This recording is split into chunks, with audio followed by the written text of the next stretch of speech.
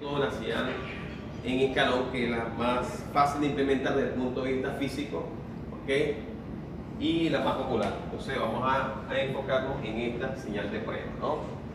En escalón.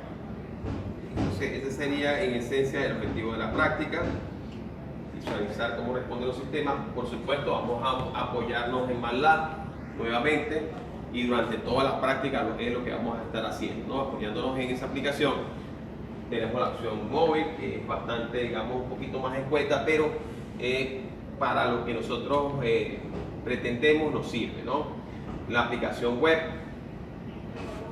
que está basada en HTML5, ustedes pueden acceder a la página oficial de MATLAB, y durante 20 horas al mes pueden utilizar prácticamente todas las funcionalidades y toda la potencia que tiene MATLAB de escritorio. O pueden hacer, por supuesto, comprarse una licencia de MATLAB que vale no sé cuántos, $5,000, $4,000 o algo así. Nada más. Y instalarlo en su computadora personal y tener una versión de escritorio que es mucho más cómoda para los efectos del trabajo. ¿Okay? No tiene limitantes, no tiene ningún tipo O la opción barata, craquearlo. o la opción barata, bueno, que no lo voy a mencionar porque me están grabando. Entonces, Derechos de autor, bro. No se le dice craquear, se dice tomar prestado. sí, acabo que vamos a utilizar eso sin permisito. Sí, vamos a usarlo sin permisito, pero bueno, lo decimos así para que la gente no se moleste, ¿no? Pero bueno, esa es la intención, ¿no? Que trabajemos con MATLAB. Entonces, bueno, en la lámina número 4 vamos a hablar entonces sobre una introducción, que vamos a tratar los temas ya relacionados. Yo les mandé a que ustedes por lo menos al menos leyeran alguna información relacionada con estos temas, ¿no? De tal forma que se les facilite, nos facilite, digamos, la revisión teórica que necesitan ustedes, ¿no? Yo supongo que con el profesor, no sé, se me olvidó el nombre de este hombre. Jonathan. Con Jonathan ya van más o menos adelantados porque está casi en línea, ¿verdad? Ya no le afectó mucho esto de la luz y estas cosas. Que no, Sí. no dio tanta clase. Hemos estado un poco desconectados. Sí, tuvo otras actividades que me impidieron. Incluso tuvo que viajar a Caracas. Ah, ok. O sea que yo pensaba nada, ya Jonathan me sacó ventaja y ya yo estoy contando el Vale, cómo. igual, perfecto. Sí, Bueno, bueno, entonces pero literal. Esto es increíble. Vamos por, ¿cómo se llama esto? Por sistemas de segundo orden y lo que viene después. Bueno, por lo menos o sea, por lo menos va más adelantado porque va por segundo orden y yo que no voy por primero. Pero la intención es esa, que vaya más adelantado para que vaya ya, digamos, ustedes vayan examinando la parte teórica y nos cuesten un poquito menos. Sin embargo, aquí siempre vamos a hacer ese repaso, ¿ok? Vamos a hacer el repaso de la parte teórica siempre. Como pueden ver, los quiz siempre tocamos esa parte teórica porque esto es una materia, a pesar de que resolvemos ejercicios, es una materia teórica práctica. ¿Okay? Y tiene laboratorio. El laboratorio es donde nosotros desarrollamos las competencias prácticas, ¿verdad?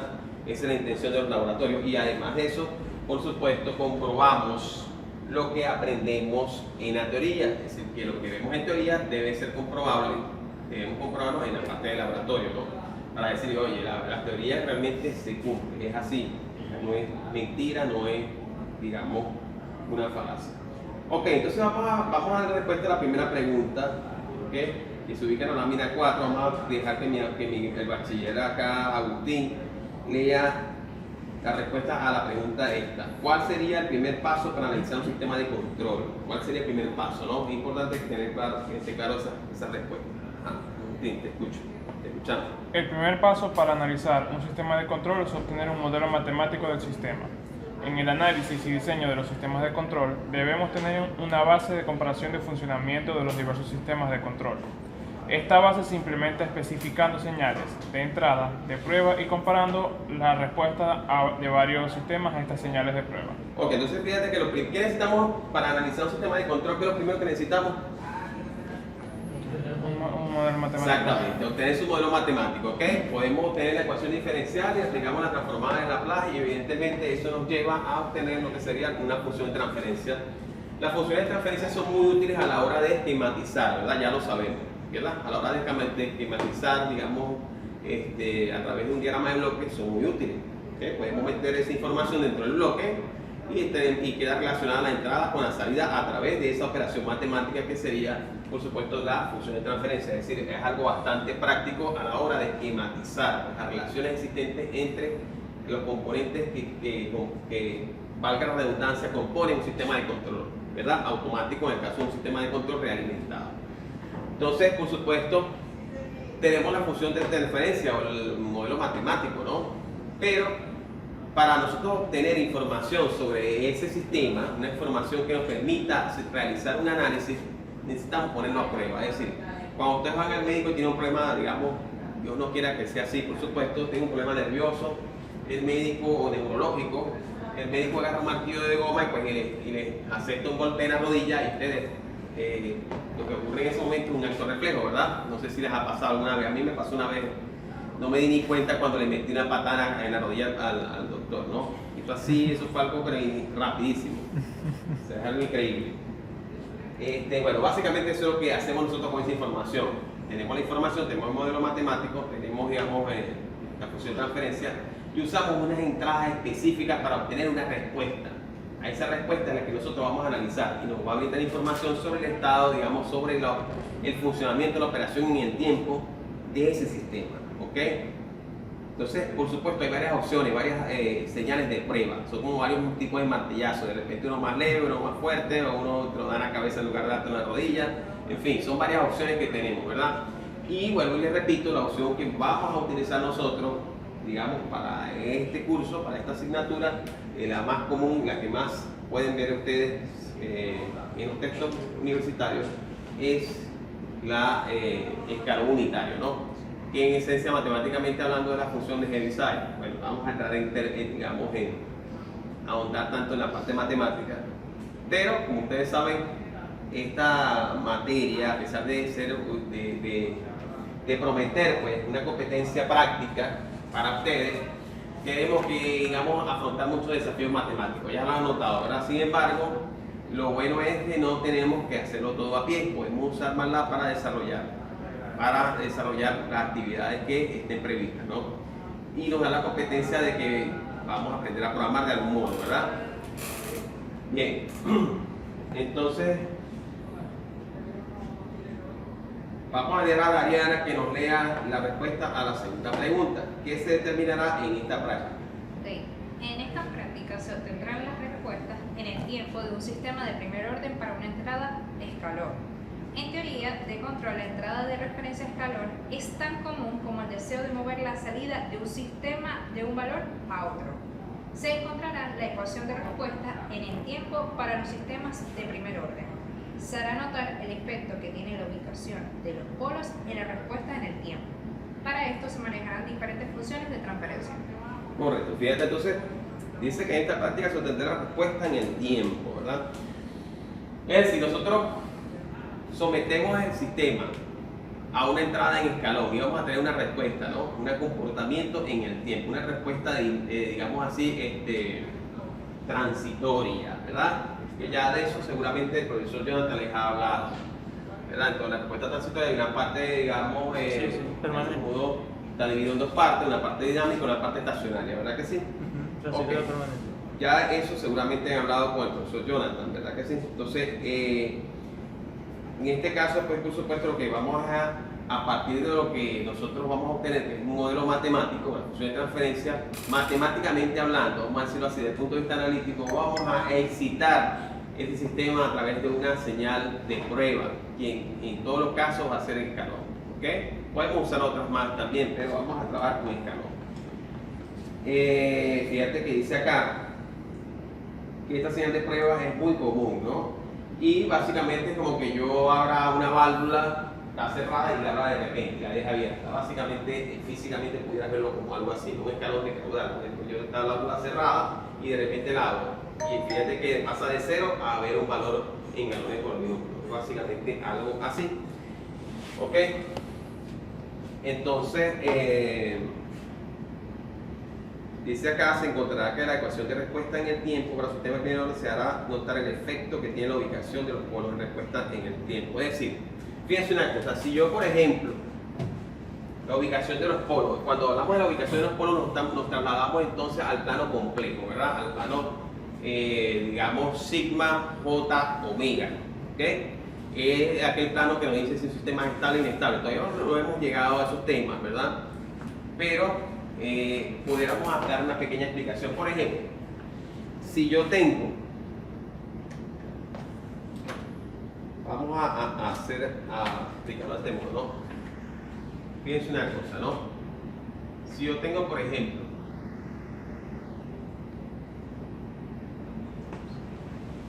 ¿qué valor nos da esto? 1 sobre a la 1000. ¿Qué valor nos da esto? ¿Cuál de los dos es mayor? Creo que el de abajo, ¿no? El de abajo. El de abajo. Vamos a ponerlo, vamos a complicarlo un poco más. ¿Cuál de los dos es mayor?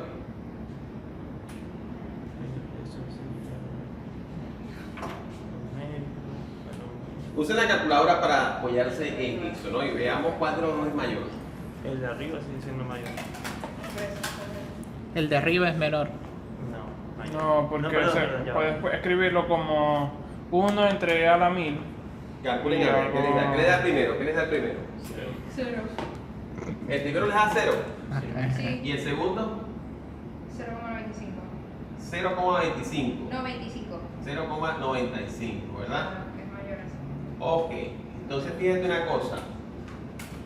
Fíjense una cosa, ¿no? Normalmente los polos están relacionados con este valor. Cuando nosotros, digamos, de algún modo escribimos la respuesta en el tiempo, siempre vamos a tener, si una respuesta en el tiempo de polos y cero, o de polos únicamente, ok, va a estar representado con esta función, la función exponencial, ¿verdad? Ciertamente, eso es lo que vamos a ver. Pero fíjense ustedes, si tenemos polos muy alejados del plano, ok, fíjate que la influencia prácticamente es cero. Son, digamos, por decirlo de algún modo, son débiles, la influencia es débil. Pero si el polo está muy cerca del cero, es decir, fíjense, ¿no? Aquí tenemos el plano complejo, ¿no? Esta parte que está acá es inestable, esta parte para acá es estable. ¿Ok?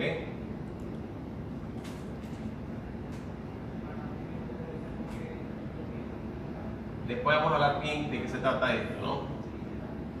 Pero digamos que es difícil que un sistema de control podamos controlar si está en esta parte. Vamos a decirlo hasta ahora, así, es bien difícil. El sistema de control cualquier variable está de ese lado. Es decir, su función de transferencia o su modelo matemático, ¿no? Esto que está acá es sigma, que es la parte real, y esta es la parte, por quien dice, imaginaria, ¿no? Ok, que recuerden que son valores complejos. Entonces, y aquí tenemos la parte estable. Entonces, fíjense, de este lado son los valores positivos, estos son los valores negativos.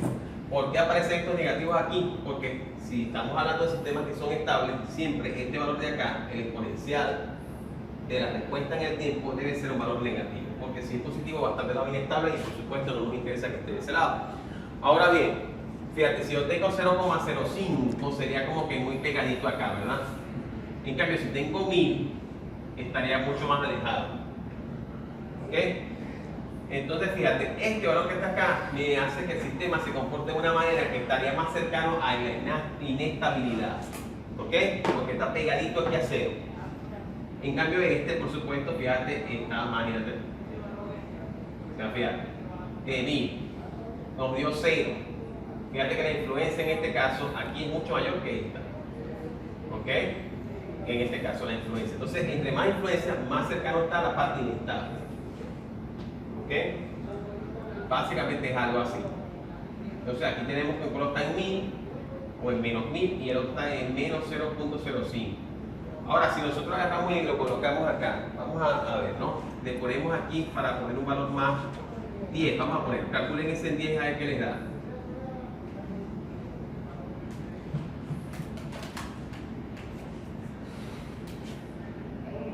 4,54 por 10 a la menos 5. 4.54 por 10 a la menos 5. Fíjate que a la medida que voy incrementando se va haciendo más pequeño, ¿verdad? ¿Verdad que sí? Se va haciendo más pequeña esa, se va acercando para acá. Para acá. Y en lo que estamos más lejos, cuanto más lejos estemos, digamos, de este eje y de la parte inestable, es mucho mejor para un sistema de control. Van a recordar esto cuando veamos esta información más adelante en la parte de estabilidad, análisis de estabilidad. Ok, fíjense una cosa, ¿no? Entonces, esto que está acá son polos. Este que está acá es un polo más que todo, en este caso dominante, y este es ¿cómo le digo? Si no es dominante es, lo contrario de dominante sería como débil, ¿no? Pero hay una palabra más adecuada. Recesivo, sumiso. Sí, sería como, no consigo la palabra ahorita, de dominante, el antónimo de dominante. Este hombre, en vez de ser un hombre dominante, es un hombre Pasivo. Antónimo. dominante. Sumiso, pasivo, como La verdad que esa palabra es una palabra específica que te dice exactamente. Secundario. Pregúntale a ella a ver creo que. Dominado. No, ¿cómo decir? No me acuerdo ahorita, sí, insignificante. Vamos a poner así, insignificante. Este es insignificante, pues, ¿me entiendes? Aquí en este punto, fíjate que es 0. Por supuesto, si está más cercano, vamos a tener valores. Por ejemplo, si yo lo coloco aquí por 10, 10 a la 5, por supuesto, vamos a tener un valor mucho mayor. Entonces, Débil, relegado. insignificante. Vamos a poner insignificante. Entonces, esto que está acá es un polo insignificante y esto es un polo dominante. Ok, lo que de más cerca estén aquí. ¿Y por qué decimos que es dominante, muchachos? Decimos que es dominante porque la influencia del se hace notar sobre este. Fíjate que en este momento determinado va a valer 0, sobre todo digamos, cuando llegamos a la etapa digamos, de respuesta estacionaria. Y va a tener un valor que se va a anular mucho tiempo después. ¿Ok? Entonces, básicamente vamos por ahí, en esa orden de ideas, ¿no? Ok, vamos a entrar entonces en la revisión teórica. Va a ir hablando sobre lo que son las señales de prueba, para qué sirven, porque eso es otra cuestión que tenemos que analizar, ¿no? Entonces, voy a leer yo esta parte que dice así: ¿cuáles señales de prueba se emplean regularmente para el análisis de sistemas de control? Cuando hablamos de análisis de sistemas de control, ¿qué habíamos dicho? Ya vamos a analizarlo de qué manera. Que vamos a analizar, ¿cómo se llama esto? La respuesta del sistema cuando le damos una señal excitadora de prueba. Exactamente. Solo no. Exactamente. Vamos a tener una respuesta gráfica, ¿verdad? Un comportamiento que vamos a verlo de forma gráfica. Es así, nosotros con los números a veces podemos ubicarnos en el contexto, ¿no?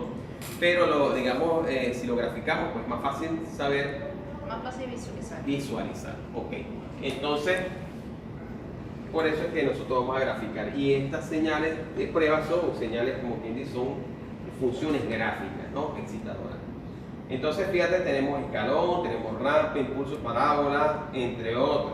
¿Okay? Al utilizar estas señales de prueba, es posible realizar de forma sencilla análisis matemáticos experimentales de sistemas de control, dado que dichas señales son funciones de tipo muy sencillas. ¿Okay? Son funciones de tipo muy sencillas. Bien, entonces, en este caso, aquí están las señales de prueba más utilizadas en este ámbito de la teoría de control. Sin embargo, vamos a enfocarnos en lo que sería, por supuesto, la señal en escalón. Esas funciones las podemos implementar usando MATLAB. ¿Okay?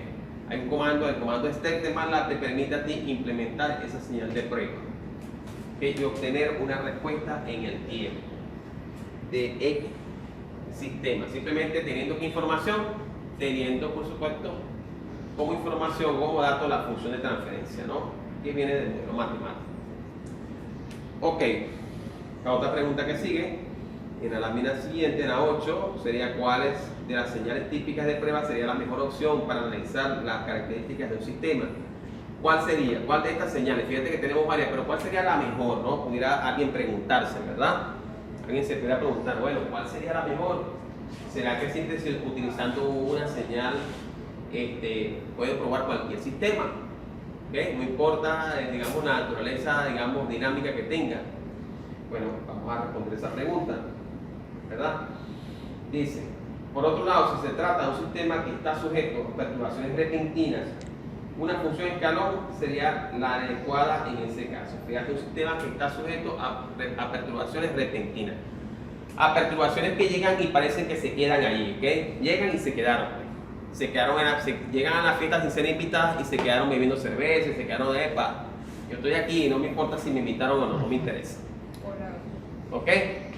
Entonces, para ese tipo de perturbaciones que llegan y se quedan en el sistema, entonces, eso sí, ¿no? En este caso, lo que la señal puede, digamos, de algún modo suponer para el sistema. Ahora bien, si las entradas para un sistema de control dado son funciones de tiempo que cambian de forma gradual, ¿ok?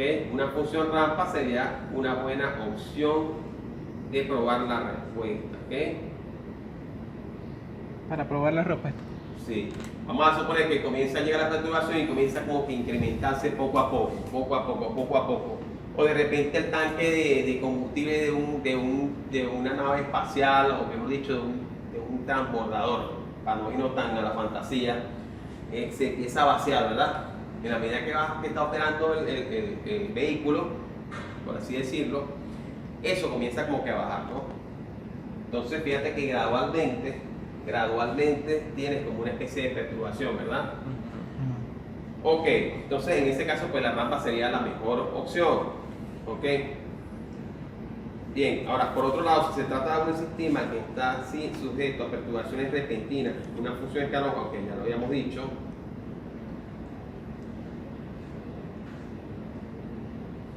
ok, si se trata de sujeto a perturbaciones, fíjate, ahora bien, si se trata de un sistema que está sujeto a perturbaciones o a entradas de choques, pues una función impulso sería la mejor. ¿Okay? Entradas de choque, como que aparece y desaparece casi inmediatamente, ¿no? Son como unas pequeñas patadas, ¡pum! Aparece y desapareció. ¿Ok? Y desapareció, pero si eso es muy seguido, entonces vale la pena que el sistema se pruebe con algo similar para ver cómo responde. ¿Ok? Y cómo podemos mejorar. Por supuesto, para poder mejorar el sistema hay que compensarlo, ¿no? Hay que darle la compensación. O de repente agregamos un controlador, un bloque adicional que es el controlador, y podemos mover unos parámetros, cambiarlos para que el desempeño, digamos, en el tiempo del sistema sea satisfactorio. ¿Ok? Hay varias características que permiten saber si un sistema tiene un desempeño satisfactorio. Más adelante las vamos a ver. Ok. Pero desde el punto de vista absoluto, lo que buscamos siempre cuando diseñamos un sistema de control es llevar todo esto para el lado estable. ¿Ok? De este lado estable. No de que el lado inestable, porque el lado inestable no podemos controlar absolutamente nada. ¿Ok? Entonces, a veces resulta que queremos que el sistema trabaje, elimine la desviación o el error rápidamente. Queremos que lo haga rápido, ¿verdad? Si aparece una desviación producto de una perturbación, nosotros queremos que el sistema de control realimentado elimine esa desviación o esa diferencia entre lo que tú quieres y lo que tenemos en la salida rápidamente. Pero ¿qué sucede? Que a veces cuando nosotros buscamos esa rapidez, nos acercamos a la parte o a la región inestable. ¿Okay? Buscando esa rapidez nos podemos ir acercando sin darnos cuenta a la parte inestable. Entonces, si ajustamos más de la cuenta o si le echamos más azúcar al café de lo debido, entonces no va a quedar dulce. ¿Ok? Básicamente es algo así. Discúlpenme, no esto tan cotidiano, pero es para que lo vean de una forma más natural. Ok. Bien, entonces en la lámina 10, ¿verdad? Dice, una vez diseñado el sistema de control con base en la mejor señal típica de prueba, ¿cómo sería su desempeño ante un escenario real, ¿no? ¿Cómo sería ese desempeño? Vamos a dejar que el compañero acá que está detrás se lea el globo amarillo. El globo amarillo. Ok. Una vez diseñado un sistema de control con base en las señales de prueba, por lo general el comportamiento del sistema en respuesta a las entradas reales es satisfactorio. Fíjate lo que dice, ¿no? Una vez que nosotros hacemos el análisis, digamos, matemático-analítico, por supuesto, si el modelo matemático representa una buena aproximación de la dinámica del proceso o un sistema real físico, si representa, digamos, esa dinámica de manera bastante exacta o bastante aproximada, por decir así, cuando nosotros hacemos las pruebas, digamos, con señales de prueba, para que la redundancia, a esos sistemas reales, la respuesta va a ser bastante satisfactoria, tal como lo obtuvimos cuando hicimos el análisis, digamos, matemático, ¿ok? O la simulación, por así decirlo. Pues normalmente podemos hablar de que es una simulación. Entonces, en ese caso, pues por supuesto, nos va a representar más o menos lo que nosotros esperábamos, ¿no? El resultado. Ok, vamos a ver que el compañero acá, que tiene el camarógrafo acá, lea el globo azul. El uso de tales señales de prueba permite comparar el comportamiento de todos los sistemas sobre la misma base. Correcto, por ejemplo, yo tengo varios sistemas y agarro, vamos a suponer, bueno, agarro y digo, bueno, chévere, voy a usar la señal de escalón en todos estos sistemas a ver cómo se responde, ¿ok? Entonces nos sirve como una base de comparativa, ¿no? Ah, no, el sobrepaso en este sistema era del 25%, pero en aquel era del 45%, el sobrepaso. Ah, el tipo de asentamiento aquí era de 2 segundos, pero allá es 3 minutos, ¿ok? Ah, el tiempo de elevación aquí era de 2 segundos, pero allá era de 10 minutos. En aquel sistema. ¿Ok? Entonces, en esencia, nos sirve para hacer algunas comparaciones, sobre todo sobre las características dinámicas del sistema, que son bien importantes y son los que nos van a decir a nosotros, venga, que el sistema está bien sintonizado. Más adelante vamos a hablar de eso, mucho más adelante, tocaremos la parte de controladores PID, que me quiero ir directamente a esa parte para la práctica. ¿Ok? En los capítulos de controles automáticos, tener control siempre se habla de compensadores, pero yo no voy a ser franco al respecto de eso. Yo esa parte la voy a obviar porque sencillamente me parece que es demasiado, ¿cómo les diría yo? Demasiado filosófica y poco práctica. Especialmente porque a nivel, digamos, industrial, en el contexto en el cual ustedes se van a desempeñar, no van a toparse nunca con una compensación de esa. Sino van a tener un controlador y ese controlador dentro de ese va a tener un algoritmo PID, proporcional integral derivativo. Entonces, por supuesto, estas prácticas se tienen que orientar a esa parte con lo que ustedes se van a conseguir en la industria, ¿ok? O sea, conectándonos con el contexto del trabajo que ustedes van a desempeñar, no tanto en la parte matemática ni nada de eso, porque realmente eso no les va a dar una competencia intelectual sí, ¿ok? Pero una competencia práctica, pues no tanto. Entonces, las prácticas tienen que ir más en torno a esto, ¿no? Sin embargo, por supuesto, yo cumplo con el deber de explicarle toda esa información, de dársela, ¿no? Y de poder analizarla, porque, les repito, siempre queda una competencia intelectual que hace falta para resolver el problema, por supuesto que hace falta. Y bueno, y por eso que vemos este tipo de cosas. Por ejemplo, aquí tengo la señal de prueba en escalón unitario, ¿no? Está en la lámina 11. Fíjate que es básicamente una función, la función Heaviside matemática. Vamos a explicar un poco sobre esto, ¿no? Y de repente dar un ejemplo práctico que ustedes pudieran agregar allí.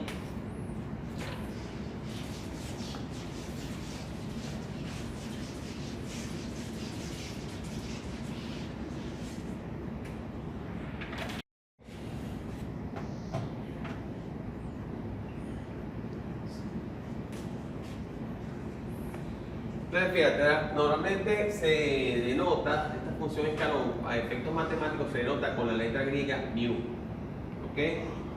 Y fíjate lo que dice, ¿no? Dice que es igual a 0, de 0, digamos, o mejor dicho, vamos a ponerlo así más fácil, una expresión más sencilla, para los valores negativos.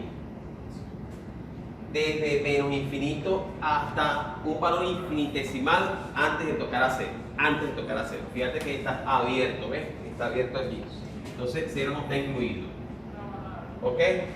Y por supuesto vale 1, digamos, para los mayores, ¿verdad? Entonces fíjate que en cualquiera de los casos, pues, hay una pequeña, digamos, discontinuidad en t igual 0. ¿Verdad que sí? Hay una discontinuidad, ¿verdad que sí? Que esta función es así, tiene esa característica. Entonces, si nosotros tomamos en cuenta esa discontinuidad empleando un valor infinitesimal, o sea, un valor muy pequeñito, yo no sé si han hablado de ese valor infinitesimal ustedes, ¿ok? Por ejemplo, nosotros podemos trabajar con un valor infinitesimal, un valor muy pequeño, que es el valor más cercano a 0 que hay, ¿ok? No sabemos cuánto es, pero es un valor muy cercano a 0. Está justamente al lado de 0, es decir, aquí está 0, vamos a suponer que tú eres 0, que Agustín es 0, y aquí está menos épsilon y aquí está más épsilon, y entre ustedes dos no hay absolutamente nada. Imagínense eso, entre ellos dos no hay absolutamente nada. son los valores más pequeños justo antes de llegar a cero. Eso, por supuesto, matemáticamente es bien complicado entenderlo, ¿verdad? Pero es así. Entonces, entre Epsilon y Agustín, compañero, aquí no hay absolutamente nada. Yo puedo pasar a través de esto. Así mismo lo tienen que ver. Es decir, que ese valor es muy pequeñito, muy pequeño, algo muy mínimo. ¿Ok? Entonces, fíjate, ese va a ser el ancho de esa discontinuidad. El ancho de esa discontinuidad va a ser un valor muy chiquito. Es como que ustedes digan, bueno, ¿cuál es el ancho de una línea? ¿Pueden responder esa pregunta? No. ¿Cuánto vale ¿El ancho de una línea? El ancho de una línea, ¿cuánto es? Infinito. Cero. ¿Cuánto dijo? Ah, no, el ancho. De una línea. De una Cero. línea. Cero. En matemáticas se les enseñó que el ancho de una línea era cero, ¿verdad? Pero realmente no es cero, sino ese valor infinitesimal. ¿Ok? Bien. Entonces, para que lo vean así de esta manera.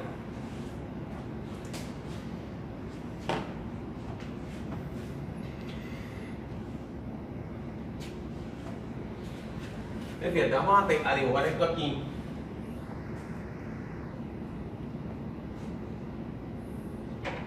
Entonces voy a agarrar y voy a anotar acá, ¿no? Desde este punto de vista sería menos epsilon y aquí más epsilon. ¿Ok? Bien. Entonces en esta parte de arriba voy a tener la función mu de t, que va a ser escalón. Fíjate que en matemática le llamamos mu de t a la función escalón. ¿Ok? Entonces, fíjate, vamos a representar gráficamente lo que en matemática está expresado aquí. ¿Ok? Entonces, fíjate, dice que en los valores negativos, antes de llegar justamente al cero que está acá, el cero está allí, ¿verdad? Justamente antes de llegar, entonces vale cero. Es decir, si yo agarro este marcador negro, ojalá tuviera uno azul o uno rojo. ¿Ok? Esto viene de menos infinito, muchachos. Esto viene de menos infinito. Vamos a suponer que esto está justo sobre el eje, ¿no? Viene de menos infinito. Ok, fíjate, ¿no? Llega a epsilon. ¿Ok? Y retoma, después llega a menos epsilon y retoma en epsilon positivo. ¿Ves? Aquí, este valor que está acá, que va a tener aquí, va a ser 1. Fíjate, por eso se le llama escalón unitario. Ah, bueno. Ya lo había hecho en negro, pero bueno. Entonces, fíjate acá. Entonces, en este punto continúa para allá. Es decir, aquí vale, fíjate, aquí vale 0 y aquí va a valer, como quien dice, va a valer entonces 1. ¿Ok?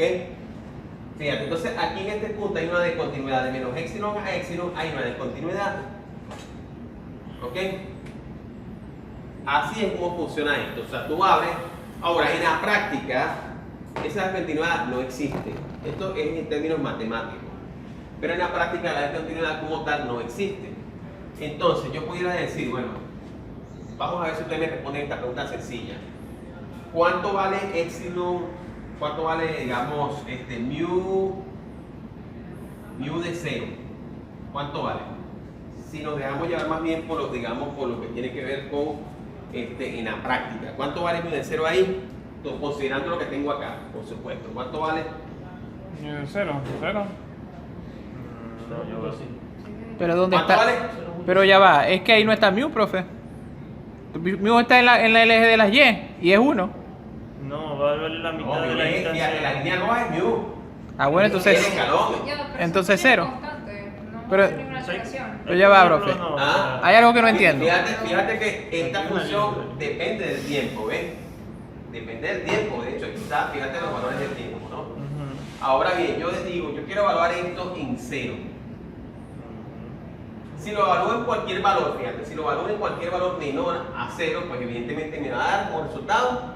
0, Y si lo evalúo en un valor mayor a 0, me va a dar como resultado 1. 1. Ok, pero si yo lo quiero evaluar en 0, más o menos, en la práctica, porque fíjate que en la matemática tenemos una discontinuidad, ya eso lo dijimos, ¿verdad? Ok, pero si yo quisiera desde el punto de vista práctico, que en el punto de vista práctico no existe tal discontinuidad. Cuando tú hagas una válvula, hay una señal continua allí. Entonces, ¿cuál sería? 0,5. 0.5. Es 0.5, pues si yo agarro y digo, bueno, chévere, yo agarro extiendo de aquí para acá, Se transforma. aquí así, resulta que él corta aquí justamente, vamos a suponer, en 0,5. Entonces esto te va a valer 0,5. Sí, porque si no puedo poner igual. ¿Ok? Si tuviera una función aquí. En caso de que tuviera esa conexión allí, no la hay desde el punto de vista matemático, pero en la realidad práctico sí. Profe, pero ahí yo estoy viendo que que el mu está en el eje de las y.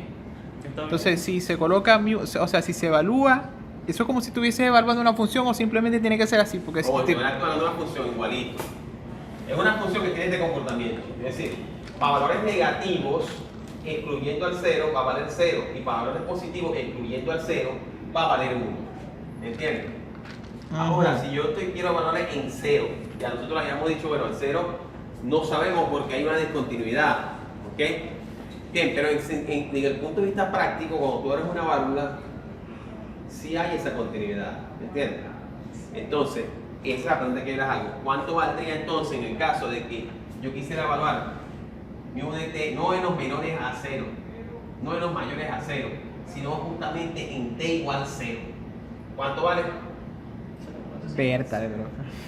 0,5. 0,5, porque ajá, es como la intersección de los dos, ¿verdad? Ajá. Pero si se construye la ecuación y se evalúa, es como si estuviese tanteando ahí en la ecuación, ¿no daría 0? ¿No? No te da 0 porque no toca 0. Recuerda que desaparece justo antes de llegar a 0. Cuando llega a epsilon, a menos epsilon, ¡pac! Desaparece y retoma aquí en epsilon. Es decir, desaparece aquí y aparece acá. Y aquí no hay nada. ¿Me entiendes? Entonces, ¿qué es lo que quiero yo? Como conectar, como hacer una conexión. Ok. ¿Ok? Y decir más o menos por dónde debería haber pasado si estuviera, si por ejemplo, en vez de fuera menor o igual o mayor o igual a 0, ¿ves? Ah, bueno, ahí sí Y cambia. ahí sí empieza desde aquí, compañero. Entonces tú puedes decir que vale 1. Ah, ok. Vale 1, ahí sí vale 1, pero aquí no hay Porque- tal cosa. Si yo digo, por ejemplo, que vale 1 de Hay un salto, sí. mayor o igual a 0, entonces comienza desde aquí para allá. Correcto. Entonces tú dices, te va a valer 1. ¿Ok? ¿Me explico? Ese es el detalle. Ok. Está bien. Bueno, ¿se entendió? Sí, bro. Ok, vamos a seguir entonces con la próxima, ¿no? Vamos a hablar entonces de la señal de prueba en rampa. Fíjate, ¿no? Que va creciendo como, digamos, gradualmente, ¿no? Función A una tasa complementaria. fija. Vamos a decir, a una tasa, a una pendiente fija. En este caso, por ejemplo, llega 1, pero entonces, chévere. Por eso le llamamos escalón unitario, pero aquí pudiera ser 10, 20, 30 o 2, 3, o sea, cualquier valor. Ok, vamos entonces a anotarlo acá de esta manera, vamos a representarlo de esta forma.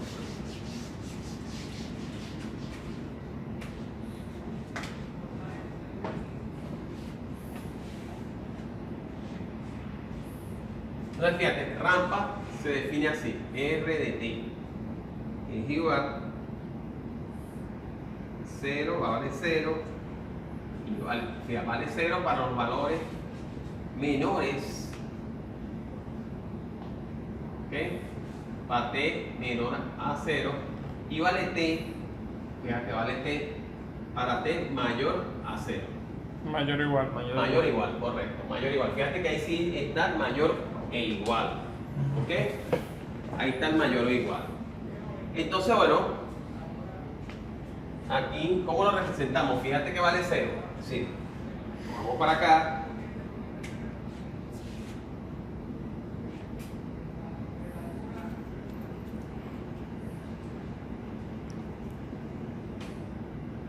Bien, ¿qué tenemos? RT. ¿Ok? Bien. Entonces, fíjense. Vale 0. Vale 0.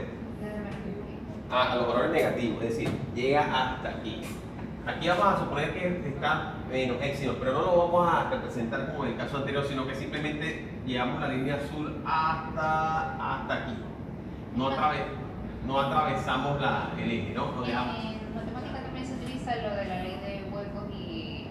Sí, no, o sea, se hace como un circulito. O sea, un circulito cuando sí toma el valor y un circulito sin nada cuando es abierto. Ya. Para mostrar la No lo discontinuidad. tomo. Exacto. No lo tomo. Yo francamente la matemática que yo vi simplemente usábamos epsilon más epsilon, de repente sea un poquito más... Eso es cálculo 1. Bueno, sí, porque Cuando se ve la parte de cuando yo vi mínimo, eso sí. era lo más filosófico que te podía imaginar.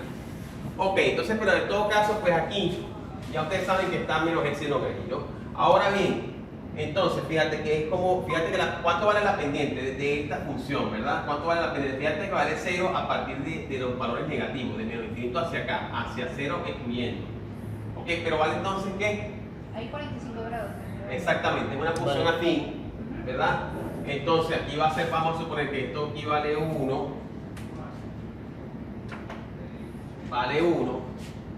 aquí vale 1 y aquí vale también, ¿verdad? 1 aquí. Entonces podemos extender acá, ¿no? Y nos va a quedar, por supuesto, así.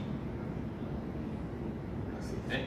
Y de aquí para allá, entonces se entiende, se va creciendo hasta infinito. Ese es el comportamiento. Fíjate que vale 0 y en este punto de acá, incluyendo acá, digamos, el 0, parte ahí. Fíjate que aquí sí hay continuidad porque los valores todos están incluidos dentro de la señal de prueba. ¿Ok? Eso desde el punto de vista matemático. Ok, entonces, este sería rampa, ¿no? Entonces fíjate que, digamos, si la variable independiente vale 1, vale 1. Si la variable independiente vale 2, vale 2. Sobre todo para los valores, por supuesto, mayores a 6. ¿Ok? Mayor o igual. En igual, pues, por supuesto, si yo evalúo la función rampa en t igual 0, ¿cuánto vale? 0. Vale 0. Ahí sí no hay duda, ¿verdad? Ahí sí no tienen ningún tipo de duda. Vale 0. 0, 0. Ok, pero los valores mayores, por supuesto, van a ir incrementándose dependiendo de la variable independiente. Si la variable independiente vale 1, vale 1. Si la variable independiente vale 2, vale 2. Si vale 15, vale 15. Vale 1000, vale 1000. Ahora, si yo multiplico rampa por 2, entonces la pendiente va a ser entonces duplicada aquí. Si yo digo 2 rampas, entonces aquí va a valer, si aquí vale 1, aquí vale 2. Si aquí vale 20, aquí vale 40. Claro. Ok. ¿Ok? Siempre va a ser el doble. Sí. Y si es 3, es el triple. Y si es 10, es 10 veces. En fin. Ok. Es la pendiente. Como si fuese una escala. Sí, es la pendiente de la función afín. Vamos a decir, si tú dices 10 veces r de t, ya es como decir, aquí puedo multiplicar t por 10. ¿Ok? La función afín. Ok, sigamos entonces con la otra, ¿no? Esto es un poco para que vayan teniendo la información de lo que ustedes, con lo que ustedes se pueden topar, digamos, a nivel práctico. ¿Ok? Función impulso unitario. Ajá, la función impulso unitario es la otra que vamos a ver, ¿no? Esta función pulso unitario, le dice por ahí matemática delta, ¿no? Ajá, ese mismo, el delta de Dirac, eso es matemático. En matemáticas se utilizan ustedes dirán, bueno, pero estos matemáticos no tienen nada que hacer, chicos. No tienen nada que hacer, ¿qué tienen que ver, digamos, lo que yo haga en la industria como ingeniero de control, a tener que lidiar con todas estas matemáticas? Lo que pasa es que eso depende también del área donde si tocas en investigación y desarrollo, definitivamente vas a tener que lidiar con las matemáticas. ¿Ok? Ahora, si estás en jefe de planta, esas matemáticas te resbalan. Que tú no mandas para mandar, ¿qué pasó aquí? ¿Por qué esto no está controlando? Mira, el punto de ajuste no está en donde debería. O sea, es algo que, sin embargo, es bueno tener claro todo eso, ¿no? ¿Cuál paga mejor, profe? Pero se aplica, lo que pasa es que los que Es importante. escribieron los libros, los textos universitarios de teoría de control, pensaron que todos los ingenieros iban a trabajar en la parte de investigación y desarrollo. ¿Entiendes? Eso fue lo que pensaron ellos en su cabeza. Ellos pensaron, bueno, toda esta gente que se gradúe va a trabajar en investigación y desarrollo. Entonces lo voy a dar las competencias para que trabajen en investigación y desarrollo. Y no en una planta real. O sea, Sí. ese es el problema, por eso queremos todas estas cosas, ¿no? Sin embargo, siempre te deja una competencia intelectual que es importante tener para resolver problemas, muchachos. Ok, entonces hablemos ahora de la función impulso o delta, ¿no? Entonces la función impulso, fíjate el comportamiento de esta función, ¿no? Esta función. Entonces, voy a dibujar esto así. Voy a ponerme esto aquí justamente en el 0. Ok, supongo que esto sigue para arriba, ¿verdad? la función está justamente ubicada en t igual 0. Bien, entonces fíjate, aquí tenemos igualito. Tenemos aquí el 0, pero aquí tenemos a menos epsilon y a epsilon. ¿Ok? Entonces, fíjate la cuestión. Ya de epsilon es de menos epsilon a epsilon es el ancho de ese impulso. ¿Ok? Es el ancho. Entonces, viene para acá, hasta este punto donde están estos señores. Fíjate, viene para acá, más de aquí, y aquí sigue para allá. Y aquí hace esto. Viene para acá y después viene y baja, ¿no? ¿Qué valor es este? El inverso de epsilon. ¿Ok? Ahora bien, si epsilon tiende a infinito, a 0, ¿verdad? Si epsilon tiende a 0, como ya dijimos, que epsilon tiende a 0, entonces esto va a tender a infinito. Ok, eso es así. Va a tender a infinito. Entonces, fíjense una cosa. ¿Cuánto vale el área? Fíjate que incluso veíamos nosotros ese esquema tan extraño, esa flecha hacia arriba, y entonces nos decían que el área valía 1. El área vale 1. Pero bueno, pues se supone que no hay nada. Yo pensaba cuando estaba estudiando en la universidad, si eso, el ancho, porque por eso me decían que el ancho era 0. El ancho es 0. Entonces, ¿qué área puede tener? ¿Bien? Pero es que el ancho no vale 0, vale epsilon. Vale 2 veces epsilon, vamos a decirlo así.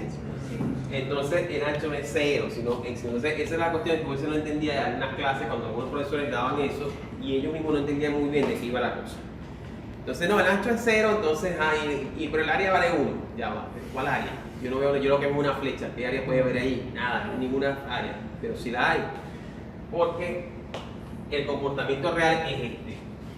Fíjate, aquí sube bruscamente y después baja otra vez en el seno positivo. Entonces, fíjate, si nosotros vemos allí, lo podemos calcular como una especie de triángulo, ¿verdad? Lo vemos como un triángulo. Si hallamos el área del triángulo, ¿cuál es la fórmula? ¿Base por altura?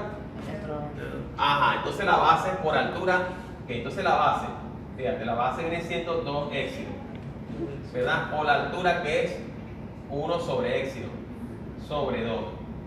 ¿Ok? Evidentemente me va a dar entonces, ¿qué me da aquí? Epsilon se cancela con epsilon, 2 entre 2 da 1. ¿Ok? Entonces de ahí viene la cuestión de que el área es 1. Porque realmente el comportamiento, y de hecho en la realidad, en la práctica, es así. Es así como se comporta realmente en la práctica. ¿Ok? Sin embargo, en la matemática, pues evidentemente se fíjate que la amplitud se tiende hasta un valor muy alto. Digamos que es el valor más cercano a infinito, pero que no es infinito. ¿Okay? El que está justamente antes de llegar al infinito. Este es infinito, este que está aquí. Aquí no hay nada. Entonces, ese sería el inverso de epsilon. Ok, un valor que tiende a infinito. Normalmente nosotros con eso de epsilon se trabaja mucho en los límites, ¿no? En los límites se trabaja con ese valor epsilon. Ok, de tal manera que podamos de algún modo evitar una indeterminación o evitar cualquier cosa de esa, ¿no? Bien. Sigamos entonces, ya vamos a ir dejando la cháchara matemática para adentrarnos entonces en la parte más práctica, ¿no? Ya estamos listos ya. Ya estamos listos ya. Bueno, ok, muchachos, vamos a dejarlo hasta aquí, retomamos la clase que viene. Lo que tengan pendiente informe, por favor, la clase que viene sería una buena oportunidad para entregar. Y la parte que queda pendiente del quiz, ¿verdad? Como es algo práctico, pues de una vez ustedes aprovechan, pueden hacer, digamos, la corroboración práctico-teórico, hacen eso teórico, como hizo aquí la compañera Ariana, y revisan, ok, me dio. Profe, ¿se puede ver impreso? Claro que sí, se hagan eso impreso, porque para mí es más fácil corregir, porque es cuando me lo envían por correo.